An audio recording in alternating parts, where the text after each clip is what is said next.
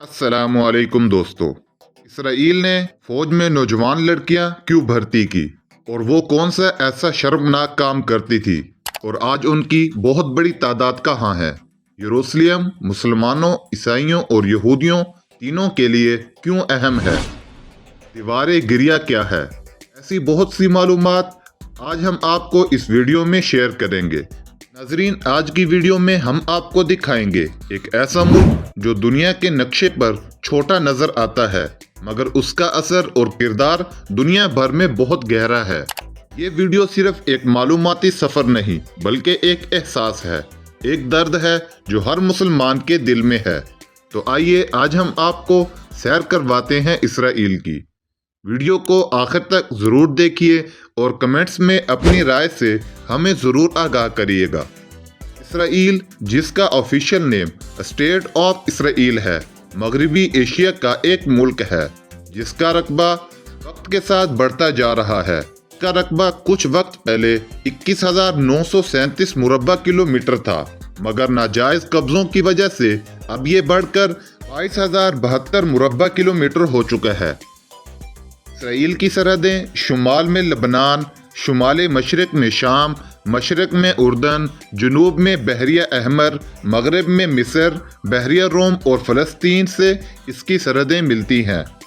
मुल्क की आबादी तकरीबन 1,98,00,000 है जिनमें अक्सरियत यहूदियों की है। दोस्तों, एक मुसलमान और पाकिस्तानी होने की हैसियत से हम कभी भी इसराइल को तस्लीम नहीं कर सकते।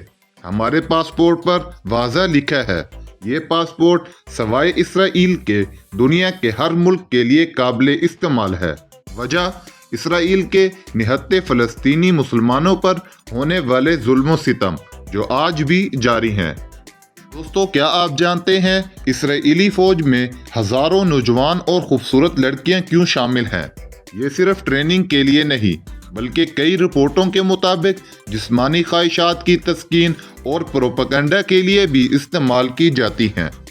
सोशल मीडिया पर भी इनकी मौजूदगी बहुत आम है, लेकिन हालिया महीनों में इनमें से बड़ी तादाद ने फ़ौज को खैरबाद कहा है। वजह वो ना जुल्म बर्दाश्त करना चाहती हैं और ना उसका हिस्सा बनना चाहती हैं। नाज़रीन, इसराइल का दारुल हुकूमत यरूशलेम 3 मज़ाहिब का मुक़द्दस शहर है। ये मुसलमानों का किबला अव्वल बैतुल मुक़द्दस, ईसाइयों के लिए हज़रत ईसा अलैहिस्सलाम की तारीख़ और यहूदियों के लिए दीवार गिरिया की वजह से अहम है। ये शहर इसराइल और फ़लस्तीन दोनों का दारुल हुकूमत कहलाता है। दोस्तों, क्या आप जानते हैं दीवार गिरिया क्या है। दीवार गिरिया यहूदियों के लिए एक मुक़द्दस जगह है जहां वो आकर रोते, इबादत करते और अपनी दुआएं इस दीवार के साथ लगकर करते हैं। पूरे इसराइल में एक ऐसा त्यौहार भी मनाया जाता है जिसमें मोमबत्तियां जलाई जाती हैं जिसे बनुका कहा जाता है। ये यूनानियों के खिलाफ फतह की खुशी में दिसंबर में मनाया जाता है। नाजरीन, साइंस, टेक्नोलॉजी और जदीद हथियार इसराइल दुनिया के 3 बड़े रिसर्च सेंटर में से एक है। यही वो मुल्क है जहां USB यानी फ्लैश, दुनिया का सबसे छोटा कैमरा और खला में मिसाइल रोकने वाली टेक्नोलॉजी बनाई गई है। इसराइल डिफेंस सिस्टम इतना जदीद है कि हमले की सूरत में मिसाइल खला में तबाह किए जा सकते हैं और शहरी फौरी तौर पर ज़मीनी बंकर्स में चले जाते हैं। दोस्तों, क्या आप जानते हैं दुनिया की सबसे बड़ी जासूस एजेंसी इसराइल की खुफिया एजेंसी मोसाद है। मोसाद को दुनिया की सबसे खतरनाक और माहिर एजेंसी माना जाता है। ये एजेंसी दुश्मनों को दुनिया के किसी भी कोने से उठाती है और कोई सबूत नहीं छोड़ती। दुनिया के सबसे ज़्यादा हैकर्स इसराइल में पाए जाते हैं। नाजरीन, इसराइल दुनिया का वो मुनफरिद मुल्क है जहां ख़ातून को लाजमी फ़ौजी तरबियत दी जाती है।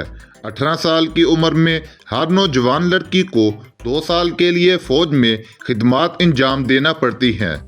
दोस्तों, यहूदी कौम तालीम में आगे है और मुल्क का बेहतरीन तालीमी और मेडिकल निज़ाम है। ये लोग अपने बजट का 80% दिफा पर खर्च करते हैं। यहूदी दुनिया के किसी भी कोने में पैदा हो, उसको इसराइली शोहरियत फ़ौरन दी जाती है। یہودی لڑکیوں کی شادی 18 سال کی عمر میں کر دیتے ہیں۔ ان کا ماننا ہے اگر کوئی گناہ ہو تو ذمہ دار والدین ہوں گے۔ شادی سے پہلے منگنی اور رسومات کے ساتھ دھوم دھام سے شادیاں کی جاتی ہیں۔ اس کے باوجود یہاں فحاشی اور گرل فرینڈ بوائے فرینڈ کے تعلقات بہت عام ہیں۔ دوستو، آپ نے آئنسٹائن کا نام تو ضرور سنا ہوگا۔ آئنسٹائن بھی ایک یہودی تھا۔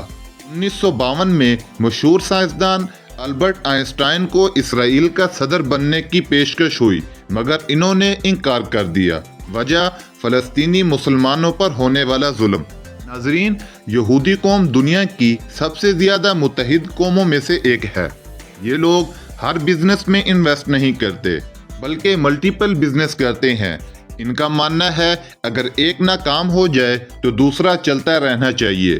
دوستو، اسرائیل ایک ایسا ملک ہے جہاں آج اور گزرے وقتوں میں فحاشی عام تھی اور آج بھی عام ہے۔ اس ملک میں یورپ سے زیادہ فحاشی ہوتی ہے۔ یہاں کی نائٹ لائف اور بیچز کو دیکھیں تو آپ حیران رہ جائیں گے۔ یہاں دنیا کی اعلیٰ سے اعلیٰ شراب ملتی ہے۔ دوستو، اسرائیل نے اپنے دفاع میں ایسے جدید انتظامات کیے ہیں۔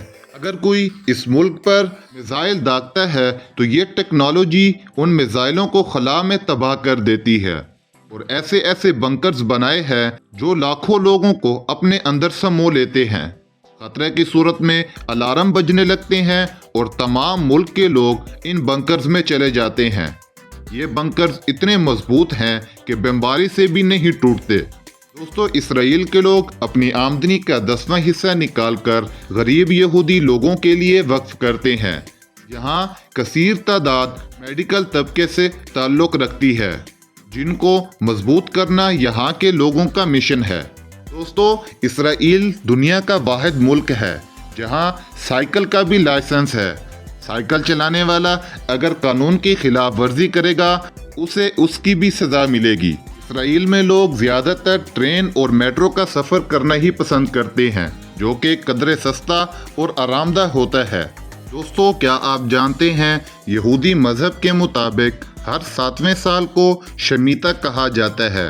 اس سال ہر یہودی کے قرضے معاف ہو جاتے ہیں اور زمین کو بھی آرام دیا جاتا ہے، یعنی اس سال کوئی بھی کاروبار نہیں کیا جاتا۔ ایک چھوٹا سا ملک جو دنیا کے نقشے پر بمشکل نظر آتا ہے، پوری مسلم دنیا کو چیلنج کر رہا ہے۔